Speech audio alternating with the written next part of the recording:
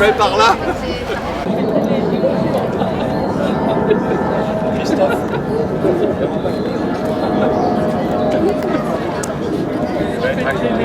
Désolé, je vais vous arracher quand même à ce petit bain de soleil très agréable pour un 11 novembre.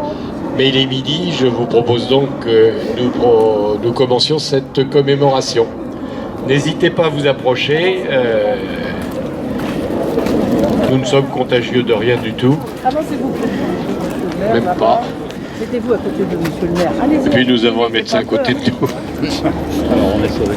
Bonjour les enfants, vous avez bien préparé? Alors c'est parfait. Bien, ben aujourd'hui c'est quand même un 11 novembre un peu particulier puisque c'est le premier qui se situe dans l'époque du centenaire de la Grande Guerre. Et à ce titre-là, je trouve très satisfaisant et très remarquable qu'il y ait un grand nombre d'habitants qui nous aient rejoints pour cette commémoration. Même si en fait le 11 novembre, le véritable centenaire, ce sera dans 4 ans. Mais en attendant, nous allons marquer cette journée de façon un peu particulière. Alors d'abord un peu particulière parce que nous n'avons pas notre musicien habituel, donc vous allez être obligé de chanter la Marseillaise à la fin. Mais surtout parce que toute cette période de centenaire va être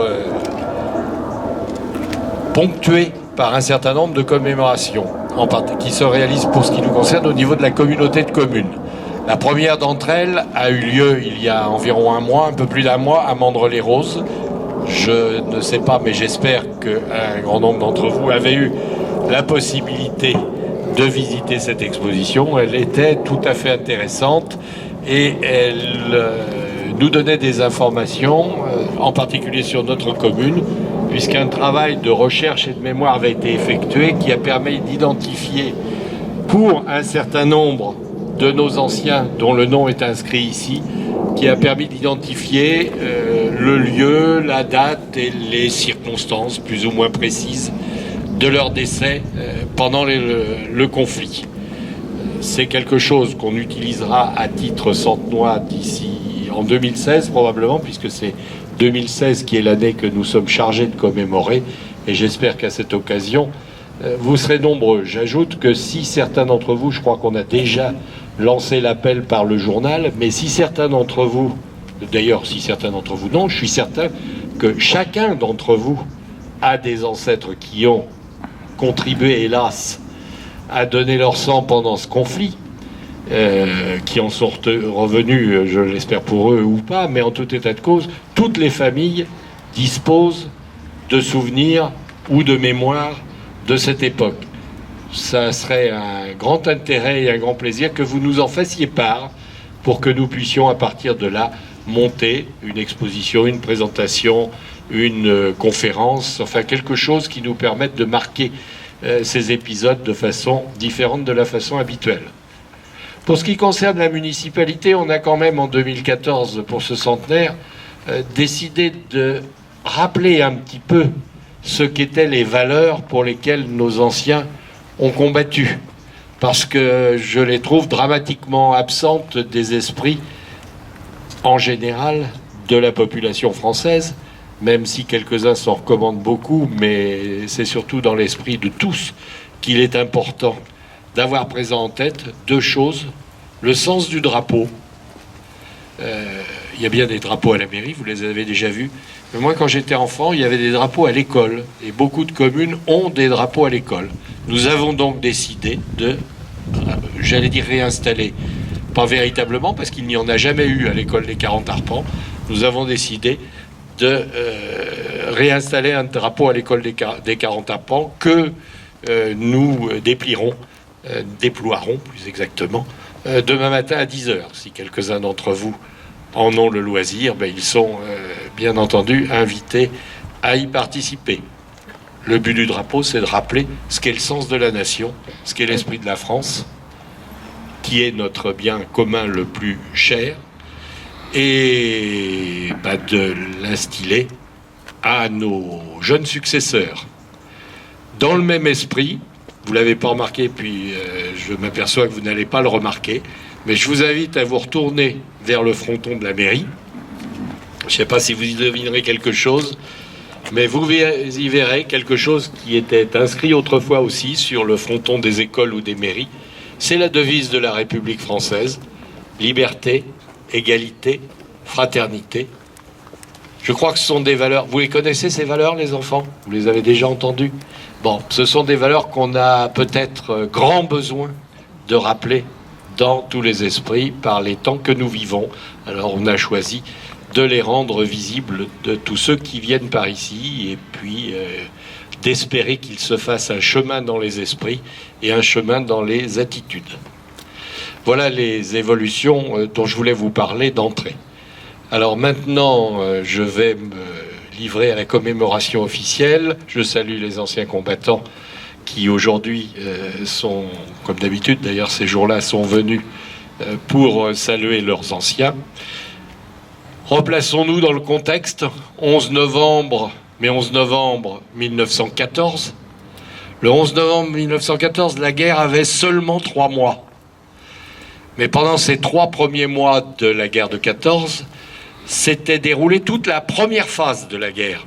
Enfin, ce qu'on a appelé la guerre de mouvement, une guerre de mouvement, puisque au mois d'août, ce fut l'invasion des armées allemandes à travers la Belgique, course vers le nord, armées allemandes qui furent arrêtées par les troupes françaises et britanniques. C'est pour ça que c'est bien qu'on ait un de nos conseillers municipaux qui finalement, je ne sais pas s'il a fait pour ça, mais honore l'armée britannique à travers le coquelicot qu'il porte à la boutonnière. Donc les armées françaises et allemandes, au mois d'août, ont arrêté cette tentative de contournement par le nord. Au mois de septembre, à défaut de pouvoir contourner la résistance française par le nord, qu'est-ce qu'ont fait les armées allemandes? Elles sont reparties vers le sud et le sud-ouest en direction de Paris. Et a eu lieu la première et fameuse bataille de la Marne, celle des taxis, qui a à nouveau bloqué cette tentative à proximité de Paris, tellement à proximité que le gouvernement, entre-temps, était parti à Bordeaux, et a arrêté le front avant qu'il n'atteigne la capitale.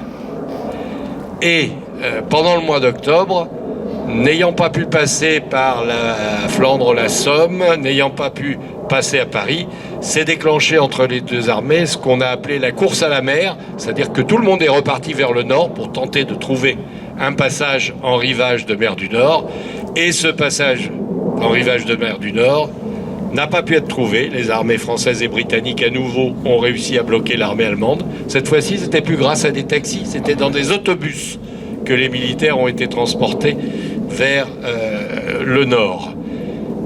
Et ce troisième mois, celui d'octobre, en fait, marquait la fin de cette première phase. 3 mois seulement, guerre de mouvement, 3 mois parmi les plus meurtriers de l'ensemble de la guerre, 3 mois sur les 52 que durera cette guerre au total, et 3 mois surtout qui se sont terminés début novembre par l'installation des premières tranchées, c'est-à-dire par l'inauguration de ce qu'on a appelé ensuite la guerre de position, la plus affreuse, celle qu'on a tous à l'esprit quand on parle de la guerre de 14, guerre de position qui va, elle, durer 40 mois, pendant lesquels on va s'écraser de part et d'autre à coups d'obus, dans la terre, la boue, le froid. Bon, je n'en rajoute pas, vous en avez tous, comme moi, ces jours-ci, eu quelques échos dans les reportages commémoratifs de la radio ou de la télévision. Seuls les 9 derniers mois, à partir de la nomination de Foch comme généralissime des armées alliées, vont voir reprendre la guerre de mouvement, d'abord par des initiatives allemandes à nouveau vers la Flandre, et puis ensuite par des initiatives françaises qui emporteront la victoire finale vers les plaines de Champagne, la Picardie, le nord-est de la France, marquant au bout de 52 mois, le 11 novembre 1918, la fin de cet épisode dont d'aucuns ont dit ce sera la dernière, et dont on sait quelle fut la suite. Alors, plus que jamais, il est important de commémorer ces événements et je vais donc vous lire le message de Monsieur le secrétaire d'État chargé des anciens combattants. Hommage à tous les morts pour la France, message du 11 novembre 2014. Depuis plusieurs mois, la France se remémore la première année de la Grande Guerre dans le cadre d'un centenaire unanimement partagé. Les Françaises et les Français se mobilisent pour rendre hommage à leurs aînés et rappeler leur fierté à l'égard de l'histoire de notre pays. Nous nous souvenons de ce 3 août 1914, de ce tocsin qui retentit dans les villes françaises et alerte la population, de ces millions de Français qui se mobilisent. Nous nous souvenons, avec respect et émotion, de cette journée du 22 août 1914, qui dévoile l'horreur effroyable de la guerre. C'était une bataille à Charleroi. De ces 27 000 jeunes Français qui meurent au combat ce jour-là, sans compter les Britanniques, ni les Allemands d'ailleurs. Nous nous souvenons de ce 12 septembre 1914, ce sursaut français qui redonne foi en nos combattants et en la France. C'est la première bataille de la Marne. Mais il nous appartient surtout aujourd'hui, à toutes et tous, de nous souvenir de ce 11 novembre 1918, de cette paix que chacun de nos concitoyens croyait alors éternelle, du courage de nos soldats, de la volonté de notre pays, des souffrances partagées par les Français de l'intérieur durant 4 années, de la force de la République qui jamais ne plia et du triomphe de ses valeurs, de nos soldats tombés ces dernières années sur les théâtres d'opérations extérieures pour en perpétuer l'héritage de leurs aînés. Depuis un an, le centenaire de la Grande Guerre mêle intimement mémoire familiale et mémoire nationale. Il est vécu dans chaque commune, chaque famille, chaque foyer. Il rassemble l'État, les collectivités territoriales et les associations. Malgré le temps qui passe et nous éloigne d'un siècle que cette guerre a ouvert, le centenaire mobilise les anciens combattants, les jeunes et au-delà tous les citoyens de notre pays autour de cette histoire. Il témoigne de la réalité de la guerre, de sa brutalité, de son humanité aussi parfois, de son caractère mondial enfin. En particulier ce jour à Notre-Dame de Lorette, à travers l'inauguration d'un mémorial où sont inscrits par ordre alphabétique les noms de près de 600 000 combattants de toutes nationalités morts sur les terres du Nord-Pas-de-Calais. Ces 600 000 noms, aujourd'hui gravés dans le marbre de l'histoire et dans la mémoire de l'humanité, nous rappellent combien la mémoire de la Grande Guerre est une mémoire mondialisée et pacifiée. Aussi, cette journée du 11 novembre est dédiée à la fraternité entre les peuples et à la paix.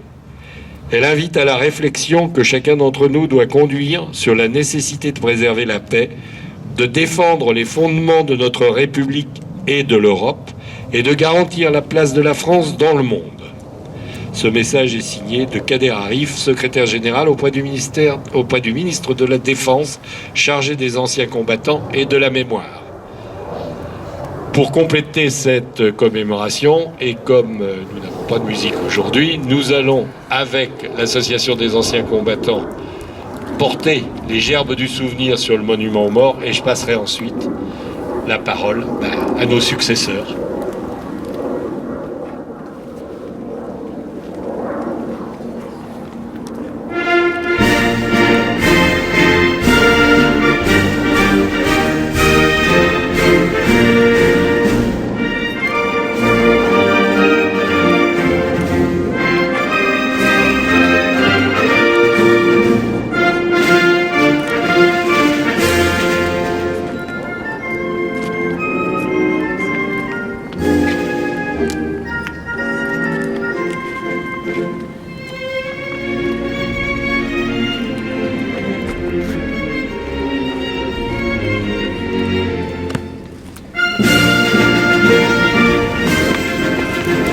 Jeunes gens, à vous la parole, et après, nous respecterons tous 1 minute de silence.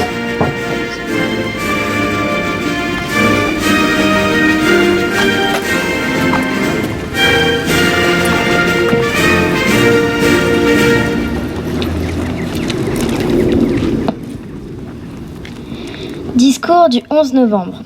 Discours du Conseil municipal des jeunes. Prononce à l'occasion du 96e anniversaire de l'armistice de 1918. Monsieur le maire, mesdames et messieurs les adjoints au maire et conseillers municipaux, mesdames et messieurs les représentants des anciens combattants, mesdames, mesdemoiselles, messieurs, chers citoyens de Santeny. Parce qu'une vie sans histoire serait un homme sans avenir, et les hommes sans avenir n'auraient pas d'histoire. Cette citation nous montre que peu importe notre passé, il faut apprendre des erreurs de l'homme et avancer afin de ne plus les reproduire. Le lundi 11 novembre 1918 à 5h10 du matin, à l'intérieur d'un wagon isolé, dans la forêt de Compiègne, au carrefour de Rétronde, l'armistice est signé. Elle prendra effet à la 11e heure du 11e jour du 11e mois de l'année 1918. Dans toute la France, les cloches sonnent à la volée. Pourtant, la cruauté de ce constat ne saurait faire abstraction de la vaillance de tous ceux qu'ils ont combattus, des sacrifices qu'ils ont consentis, des souffrances qu'ils ont surpassées pour se débarrasser du fléau de la guerre. À ce jour, il est de notre devoir de faire transmettre aux générations futures cette histoire afin que tout le monde puisse s'en rappeler. 96 ans après, nous sommes encore là, vous et moi, pour rendre un hommage à ces héros et soutenir les familles qui ont été touchées par cette tragédie. Beaucoup de personnes pensent que la guerre ne durera plus de 3 mois, mais l'Europe se déchire, le conflit devient mondial, la guerre s'enlise pour durer plus de 4 ans et mobilisera au final des millions de soldats venus de tous les continents. Nous sommes heureux en ce jour de représenter les braves soldats qui ont fait de la France ce qu'elle est aujourd'hui. Connaître son histoire est une chose, mais il est plus essentiel encore de pouvoir s'en souvenir à chaque instant. Une paix si chère et si nécessaire à préserver. Et les combattants insistent auprès du Parlement pour que ce jour soit reconnu et considéré comme une fête nationale. L'armistice sera officiellement déclaré par le gouvernement le 24 octobre 1922. Il n'y a pas que par la mémoire que nous pouvons célébrer leur gloire, il n'y a pas que par le souvenir que nous pouvons encore leur dire merci. Nous pouvons et devons faire ce que l'on peut par nos actions afin de les représenter et les honorer. Alors que les derniers témoins de cette tragédie ne sont plus parmi nous, pour dire les souffrances et les peines qu'ils ont endurées, le souvenir de leur courage au service de notre pays doit perdurer. C'est pour cela que nous souhaitons exprimer nos ressentis par ce discours. En ce 11 novembre, partout en France, dans chaque ville, dans chaque village, nous nous unissons de nos mémoires pour célébrer la liberté retrouvée au terme de 4 années terribles, faites de douleurs, de larmes et de drames quotidiens. Près d'un siècle et 4 générations d'hommes plus tard, l'heure est désormais au souvenir et surtout au devoir de mémoire.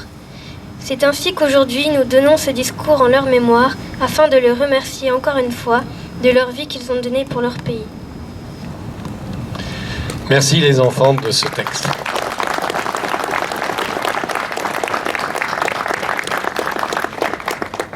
Et je crois qu'avant d'honorer la minute de silence, je vais leur faire une recommandation. Soyez des messagers de paix dans votre ville. Vous êtes jeunes, vous nous succéderez, vous avez 90 ans devant vous, encore au moins. Eh bien que ces 90 ans soient des années de paix. On voit trop de jeunes aujourd'hui s'engager ou se dévoyer dans des voies qui ressemblent un petit peu trop à celles dont nous venons de parler. Eh bien, soyez ceux qui sauront éviter et corriger toutes ces dérives. Merci d'avance.